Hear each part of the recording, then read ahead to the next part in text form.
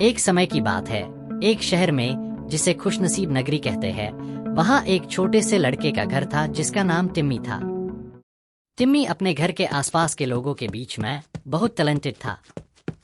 उसके साथ ही एक खिलखिलती कुत्ते को नाम दिया था टिम्मी ने, जिसका नाम था स्पार्की। पर एक दिन टिम्मी और स्पार्की पार्क में मस्ती कर रहे थे। उन्होंने एक अजीब चीज देखा। शहर के प्यारे से प्लेग्राउंड है जिसमें कभी हंसने खेलने की आवाज सुनाई देती थी, लेकिन अब टिम्मी और स्पार्की के अलावा कोई नहीं था। टिम्मी को हैरान और चिंता हुई। उसने समझा कुछ गड़बड़ है। सच्चाई को जानने के लिए टिम्मी ने चलना शुरू किया और प्लेग्राउंड की अकेलापन का राज सुलझाने की तलाश में निकल पड़ा। स्पार्की उसके साथ था। वो शहर में भटक रहे थे, पड़ोसियों से सवाल कर रहे थे। रास्ते में उन्होंने कुछ अजीब लोगों से मिला, छोटे बच्चों से लेकर बड़े बूढ़ों तक। हर एक के पास कुछ ना कुछ राज था। सबको पूछताछ करने के बाद टिम्मी को एक भयंकर सच्चाई का पता लगा। लगता था कि एक शरारती डॉल, जो कि ग्रम्पी गस कहलाया जाता था, उसने शहर पर उसका बुरी जादू को फैलाया था। जहां भी गया वहां बेचैनी फैलता था। और उनका नया निशाना प्लेग्राउंड, जिसे उन्होंने अपना किला बना लिया था। बिगड़ते हुआ हालत को देखकर टिम्मी को पता चला कि उसे जल्दी कुछ करना होगा प्लेग्राउंड बचाने के लिए और गांव में शांति लाने के लिए।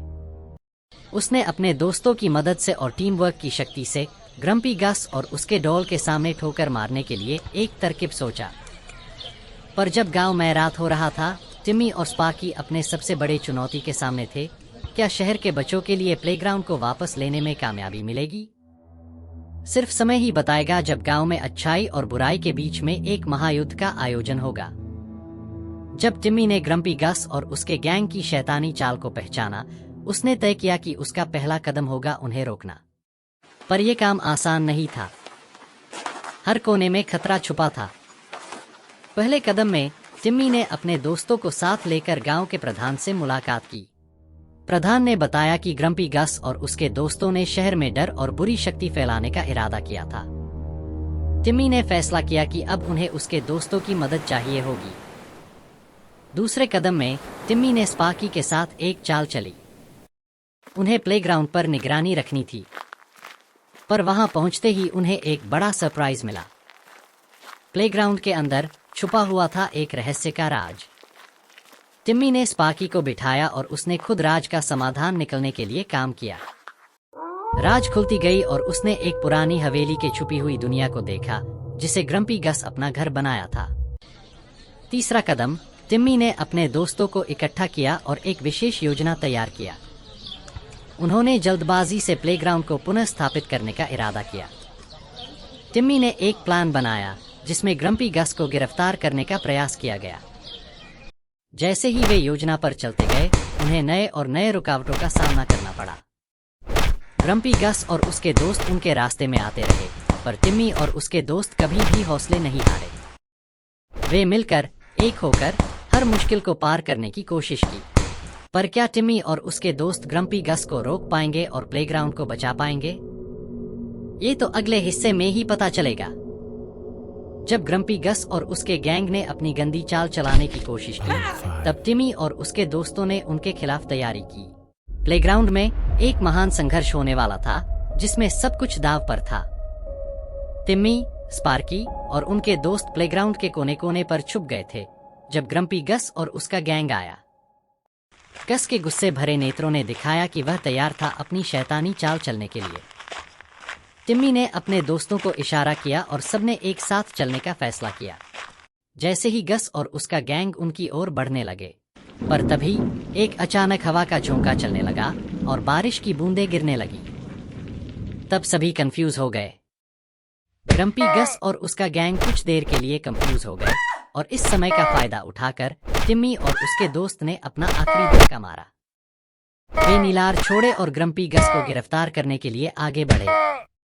लेकिन ग्रम्पी गस आसानी से हारने वाला नहीं था। उसने अपने दोस्तों को दिया इशारा और एक भयंकर जंग शुरू की। प्लेग्राउंड में भयानक गर्जना हो रही थी और टिम्मी और उसके दोस्त सब कुछ खोने की स्थिति में थे। तभी एक साहसी स्पार्की ने समस्या का समाधान किया। उसने एक झटका लगाया और ग्रम्पी गस का ध्यान भटकाया, जिससे टिम्मी और उसके दोस्तों को अपनी योजना का अंत करने का मौका मिला। इस गरजते हुए जंग के दौरान टिम्मी ने अपने दोस्तों को साथ लेकर एक साथ काम किया और एक चक्कर काटकर ग्रम्पी गस और उसका गैंग को गिरफ्तार किया। प्लेग्राउंड को बचा लिया गया और गांव में फिर से शांति स्थापित हो गई। यह जुनून भरा संघर्ष उनके लिए एक सबक था कि जब साथ मिलकर काम किया जाए तो कोई भी मुश्किल पार की जा सकती है। टिम्मी, स्पार्की और उनके दोस्तों ने एक दूसरे का साथ दिया और एक मुश्किल को पार किया जो उन्हें सभी के दिलों में हमेशा के लिए याद रहेगा। ग्रम्पी गस और उसके गैंग का गिरफ्तार होने के बाद जॉयविल में फिर से शांति और खुशी का माहौल बन गया। टिम्मी, स्पार्की और उनके दोस्तों ने प्लेग्राउंड को पुनः स्थापित किया और बच्चों के लिए एक सुरक्षित जगह तैयार की। प्रधान ने टिम्मी और उसके दोस्तों को बहुत बधाई दी और उनके साहस को सराहा। उन्होंने उनके सामने एक महान समारोह रखा जिसमें उन्हें शहर के नायक के रूप में सम्मानित किया गया। इस समारोह में टिम्मी ने एक भारी संदेश दिया कि जब सब एक साथ मिलकर काम करते हैं तो कोई भी मुश्किल आसान हो सकती है। उन्होंने बच्चों को यह भी सिखाया कि हर कदम पर मिलकर चलने से उन्हें हर मुश्किल का सामना करने की शक्ति मिलती है। इसके अलावा टिम्मी ने ग्रम्पी गस और उसके गैंग को भी एक नई मौका दिया। उन्होंने समझाया कि सच्ची दोस्ती और सहयोग से जीवन का मूल्य बढ़ जाता है।